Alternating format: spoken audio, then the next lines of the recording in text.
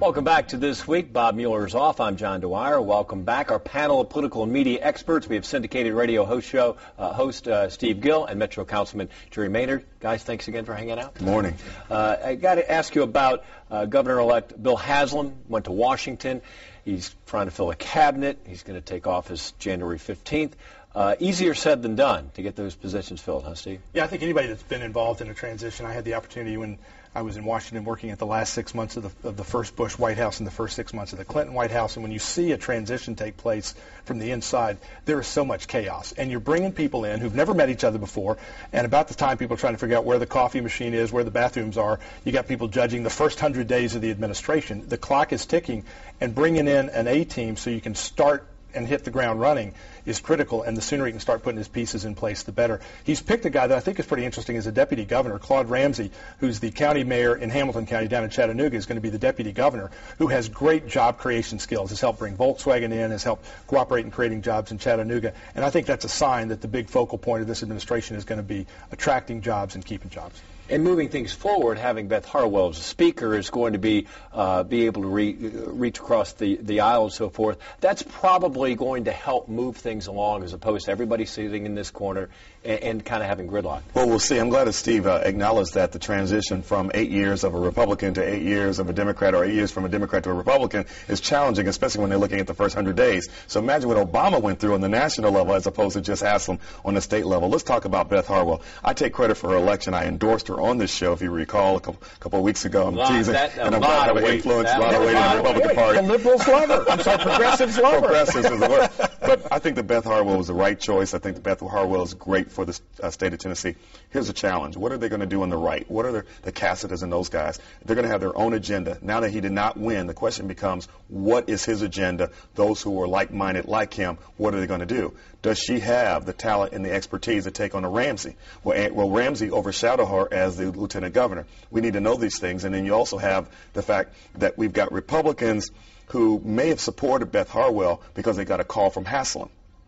And I'm not sure whether they really support Beth. And you would know better than that, Steve. And there were also, I think, Republicans. There were Republicans who were freshmen who were told, well, look, we're going to have Beth as speaker and Glenn will be majority leader. And nobody asked Glenn that he wasn't running for majority leader. Mm-hmm. So you get some of these newbies who've already been duped once, and we'll see whether they learn the lesson of you just can't trust everybody on Capitol Hill. Let's talk about Chip Forrester, head of the Democratic Party. What's going to happen there? Well, the thing is the executive committee of the Tennessee Democratic Party elects our chairperson. And, of course, we want to listen to all Democrats. We want to listen to the activists, but we also want to listen to the voters. We found what happened is that we had a national election where Steve and I talked about this on this show. If we made it a local election, Lincoln Davis may win. Roy Herron may win. But if it's a national election, we lose. And guess what? We lost in Florida. We lost in Alabama. We lost in Georgia, Mississippi. We lost throughout the state. Tennessee is no different. So to blame Chip Forrester as being the head or the captain of the Tennessee Democratic Party, to blame him for the losses that we had is unfair and misguided. But there are those who say we need a new look, we need a new leader. Here's what I suggest. We need someone who's dynamic, who will motivate and inspire, who have a message, but also will go on the attack. When Republicans call immigrants rats, when Republicans misstep and say things and do things that, to me, are contrary to Tennessee values, we need a Democratic leader who is going to be able to articulate the differences between what a Democrat is and what a Republican. We stand for working families. They stand for the rich. If we get a dynamic leader like that, I think that Chip can be that person. But if we get somebody even more dynamic than him, we need to elect that person as our chairman. Let's try to take the divisiveness of Republicans and Democrats out of this with Bill Haslam coming into the governor's office.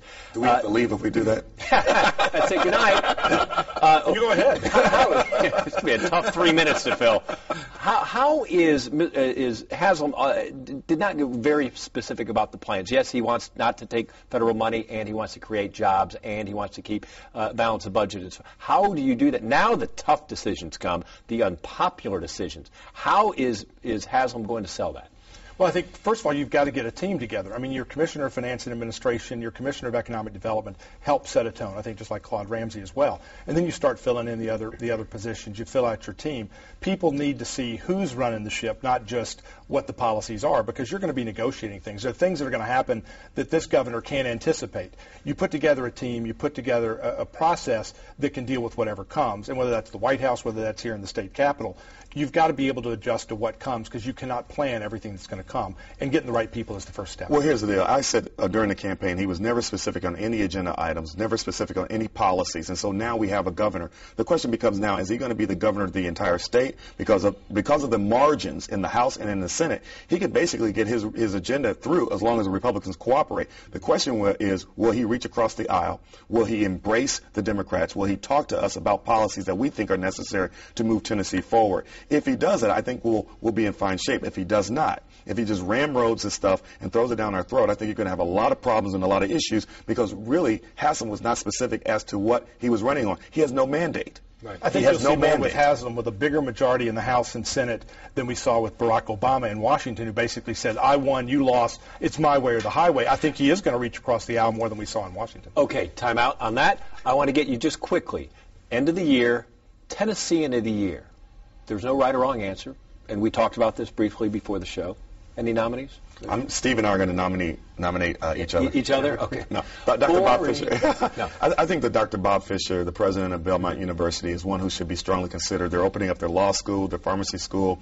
They have the Rose Park going on. If you look what he's been able to do with Belmont, leaving the Southern Baptist Convention and going on a new path, embracing diversity at Belmont, the growth, and also what I like about Belmont is no longer a sleepy little Baptist school, but rather it's a leader now in the nation. I think that the turnaround that he has done at Belmont University is good consideration for him. Good idea. I think that's a good one. I think that when you look at the flood being one of the big issues of the year, Carl Dean, the mayor, did a fabulous job, but I'd have to say Colin Reed, kind of for the same reasons that we've talked about with Bob Fisher. I mean, not only did he make the right decision to evacuate people when everybody was saying no, saved lives, and then in less than 6 months put one of our major gyms back in play, bringing in the revenue. If we're talking about creating jobs, revitalizing the economy, getting that turned around in 6 months is a miracle. It's a tribute to him and his entire staff, all the stars over there. And I think Gaylord may be one of the Tennesseans of the year as an entity, as a group. I'm going to go with the first responders for much the same reason. They were there when there was total chaos. We weren't even sure in the media exactly how bad it was. So, gentlemen, thank you again. I hope you guys have a happy holidays. You too. Happy holidays. Thank you for being with us. And after the break, we'll have our Voice of the Week and some of your comments about tax cuts. We'll be right back.